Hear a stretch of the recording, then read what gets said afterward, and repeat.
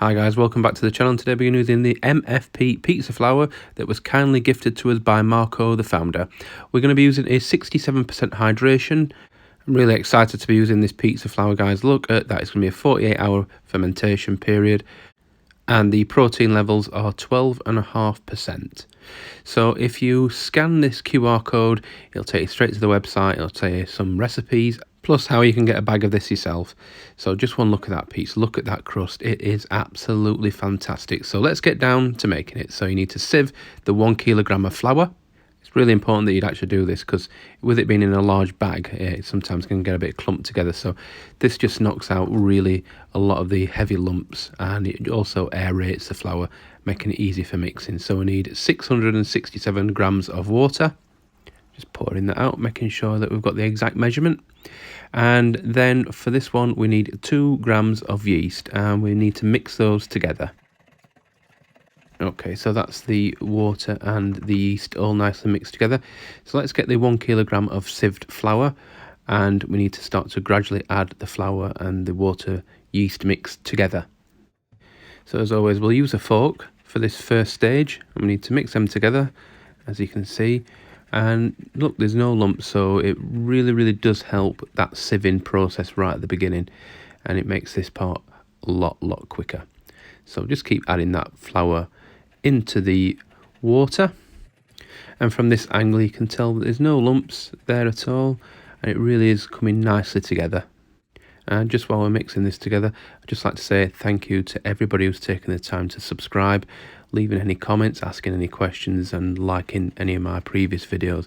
It really is much appreciated from myself and Oliver, and thank you ever so much. So you'll notice now from the pictures that I'm now starting to use a bit of a whisking technique. The mixture is becoming a lot more thicker, and that's always a good sign. So I'll add the last little bit of flour, just leaving a little bit left over for the work surface and to scrape the bowl out with. So you can tell now from the mixture that I'm now using a bit of a folding technique and trying to fold in all the flour that I've just added, and it's now starting to be a good sign that it'll be ready now to start to fold in that last little bit of excess flour on the work surface. So just cleaning off the fork, and we'll get the bowl and we'll pour a little bit onto the work surface. So I have left a little bit left over in the other bowl, and we'll just use that to scrape out the excess in the mixing bowl that we used for the dough. And as always, this just ensures that we don't have any wastage and we keep it down to a minimum. So just using that flour just to remove any of the dough that's stuck to the side. So we need to fold in all the flour now into the main dough ball. So just folding that in, and with it being a high hydration, it becomes a little bit more difficult. But now all that excess flour's in, so we need to knead for 10 minutes. Now it will be a little bit more sticky, and at this point you need your dough scraper on standby, just in case it starts really sticking to the work surface. If it does start becoming excessively sticky, sometimes it's just best to stop and cover the dough, or as you can see there, doing a couple of taps onto the work surface. So at this point it was becoming sticky, and what you'll see from the pictures here is I am working the dough really hard and making sure it's tapped on the work surface, but it will recover and it will become a lot less sticky as you follow that technique. So don't be tempted to use any excess flour at this point. If it does become sticky, just use a dough scraper. So I'm going to form this into a bowl, and then we're going to cover it for 1 hour. So after the hour, we'll uncover it, and using that dough scraper, we'll just unstick it from the work surface. And it will be soon time to add in the 30 grams of salt. So we're now going to start to fold in that salt, and that just makes sure that we've got it nicely evenly distributed. And again, if it is sticky, use a dough scraper. That's what it's there for. So that's just the last bits of the salt in. Just rubbing that in now, just making sure we've got it all. And it's time to knead for 5 minutes. So as you'll have seen, with the higher hydration, it does mean that the dough becomes more sticky, but as you've seen from the pictures at the beginning, that will give us a really nice pizza crust.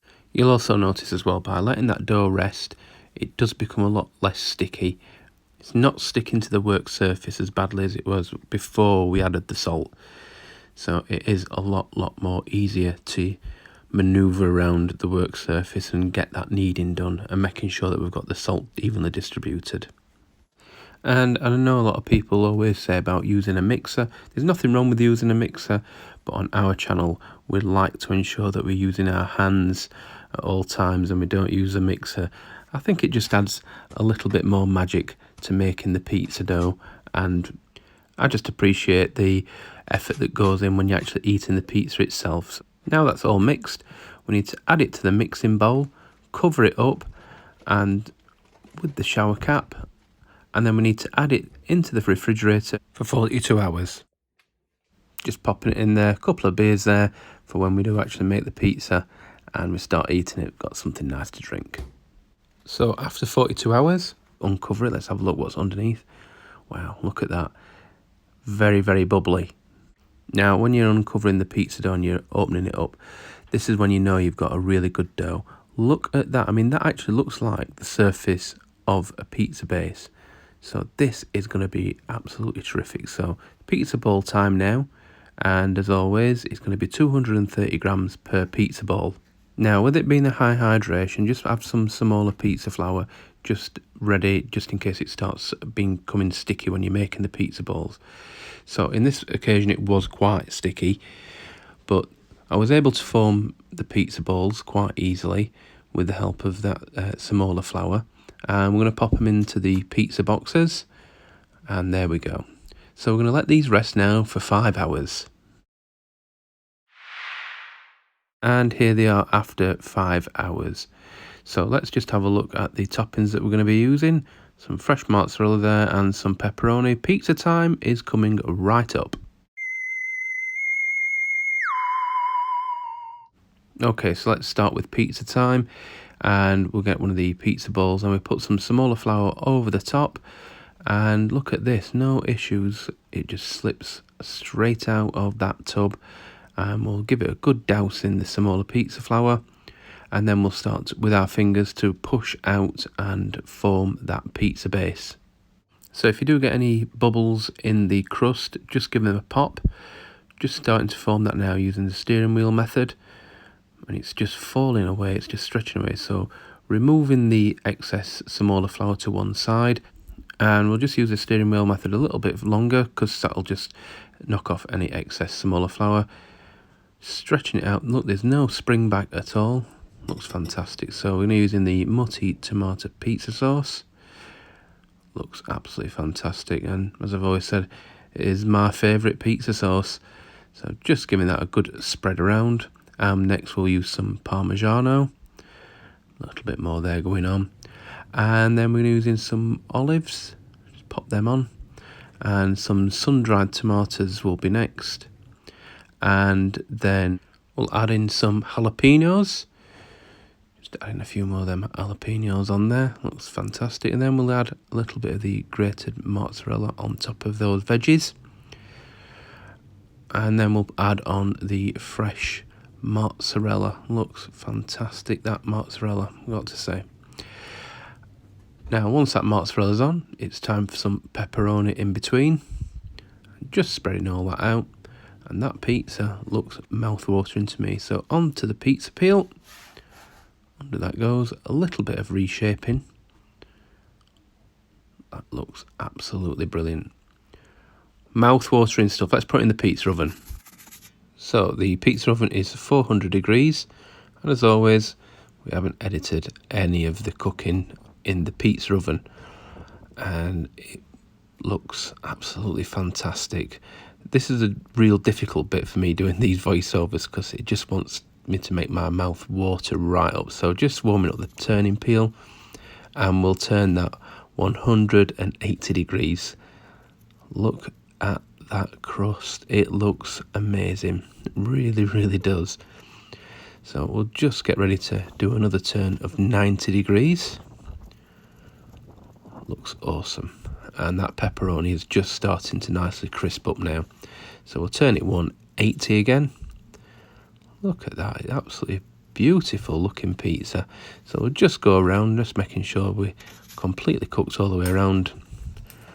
Let's get that opened up. Wow, look at that. So this pizza was absolutely fantastic, and I highly recommend this pizza flour, and thank you very much to Marco for gifting us this pizza flour for us to try today. It really, really is very much appreciated. So that is the pizza, and I really enjoyed it. That's me eating it on my lap. It tasted absolutely fantastic. So please leave a comment, have you tried this pizza flour before? And thanks for watching, and all that remains to say is bye for now, and we'll see you the next time.